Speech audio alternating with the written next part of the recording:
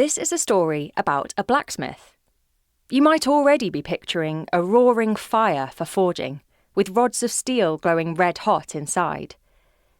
Maybe you're picturing an anvil, and there, hammer in hand, stands the noble modern blacksmith. Here's a man who in 2018 manipulates metal like blacksmiths have done for centuries before him. And you'd be right to picture that stuff. It was all there.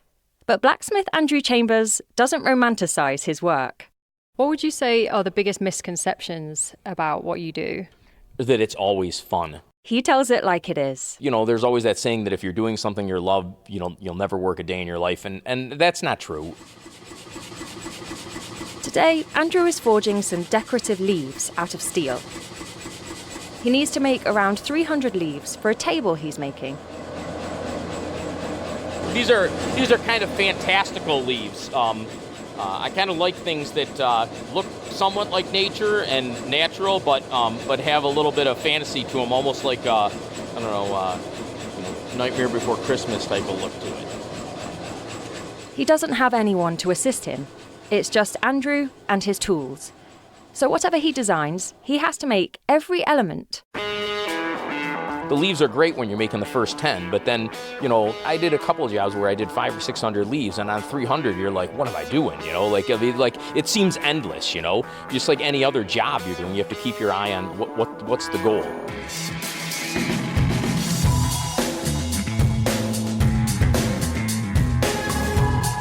This is Lifted by Rise Collaborative, a podcast profiling people and perspectives of a community in America.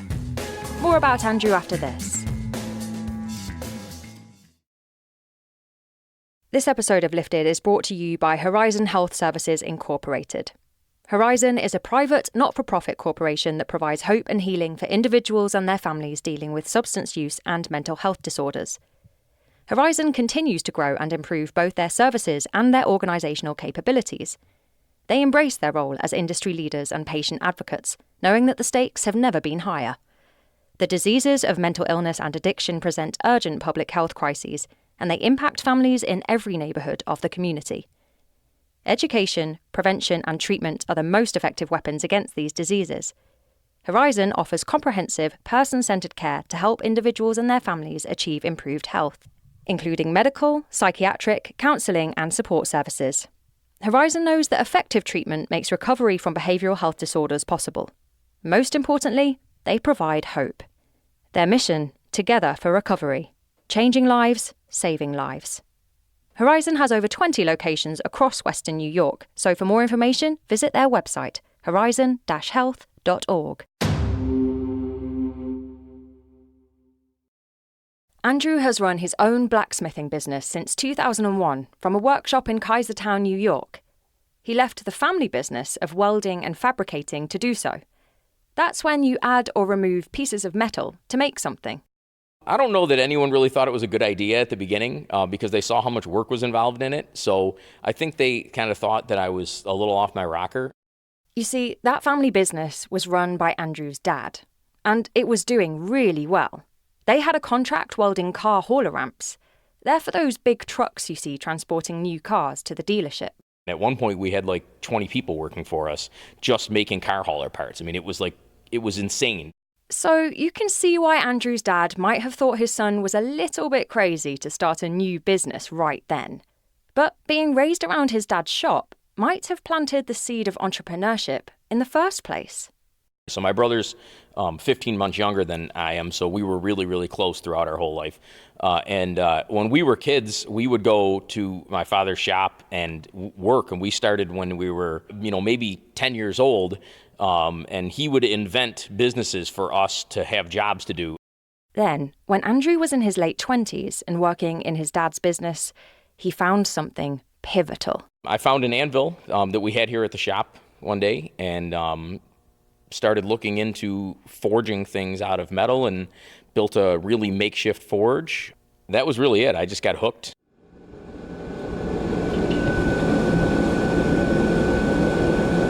So you can buy forges, but the first class that I took, the teacher I had built his own, and I copied what he had done, and they work fantastic. They're pretty simple, somewhat inexpensive to build, and they've lasted a long time.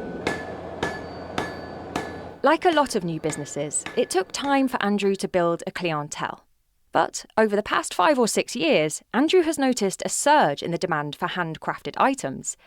Now, he faces a different challenge. We've been blessed in the last few years where we've had so much to do that it isn't worry about having enough work to do, it's worried about, can we get all this work done? This leads Andrew to be positive about the future of skilled work and what many call craft jobs. I think there's fewer and fewer people that can do things with their hands, and I think that it's going to be something that 10 or 15 years down the road, if you can do things like this, that you will be able to just be busy all the time. But he isn't sure that there will be a workforce to meet that increase in demand. He thinks that many schools don't even make out that jobs like his are an option. I think for a long time they made it out like if you were going to work at a blue-collar job that, it was because you were stupid. And I don't think that's the case at all. I think you need intelligent people in every field. So our schools have to promote the fact that it's okay to go do that. And society also has to promote that fact that it's all right to go do that. I think we're heading that route. So what I'm going to forge on right now are called open die pneumatic forging hammers. This hammer runs off electricity, but it has a compressor in it which runs an air-operated cylinder. And I use my foot and I can control how hard it hits.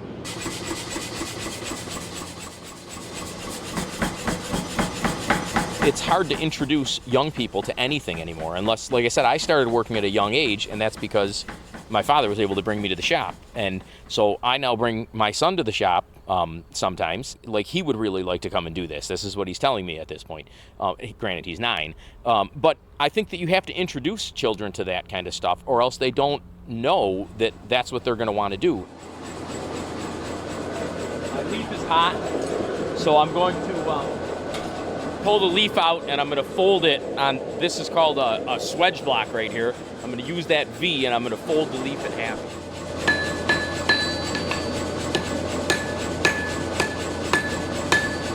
What do you think the future is for your business then? You mentioned earlier about your son who's showing an interest.